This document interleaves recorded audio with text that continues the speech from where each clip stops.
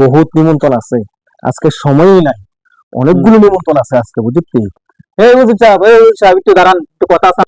আরে দাদা, কেন ডাক দিছেন? আজকে আমার বহুত নিমন্ত্রণ আছে, যা করবেন তাড়াতাড়ি কোন।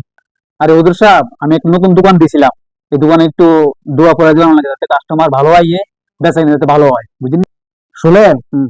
আজকে আমি দোয়ানো যাওয়ানোর আমার টাইম নাই, আজকে বহুত জায়গাতে আমার নিমন্ত্রণ।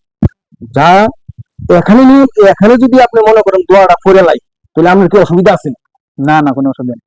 আচ্ছা হুজুর সাহেব, তাহলে এখানেই দোয়াটা করে দিলাম। তাহলে দাদা, দোয়াটা করে লাই, ধরেন। এই আল্লাহ, আউযু বিল্লাহি মিনাশ শাইতানির রাজিম, বিসমিল্লাহির রহমানির রহিম। আল্লাহ, আমার বড় ভাই দোয়া চাইছে, নতুন একটা দোয়ান দিছে। এই দোয়ানের ভিতরে তুমি শুধু কাস্টমার আইনা দিও, নতুন নতুন কোটি কোটি টিয়া যাতে ব্যস্ত করে, এই টিয়া বেচ্চা যাতে তার সুখে শান্তিতে থাকে, বউ বাচ্চা লয়ে সুখে শান্তিতে থাকে।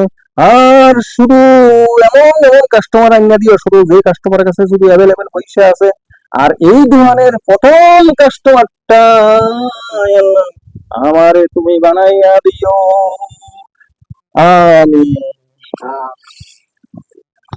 আরে দাদা, কি দোয়ান দিলে, হুজুরের তো একটু কইলেন না বুঝাই। আর মানুষ যে মারা যাওয়ার পরে যে কাপড়ের প্রয়োজন হয়, সাদা কাপড়, এই কাপড় মানে কাফনের কাপড় কয় আর কি, এই দোকানে দিছি আমি। তাহলে আপনি কাফনের কাপড়ের দোয়ান দিছে?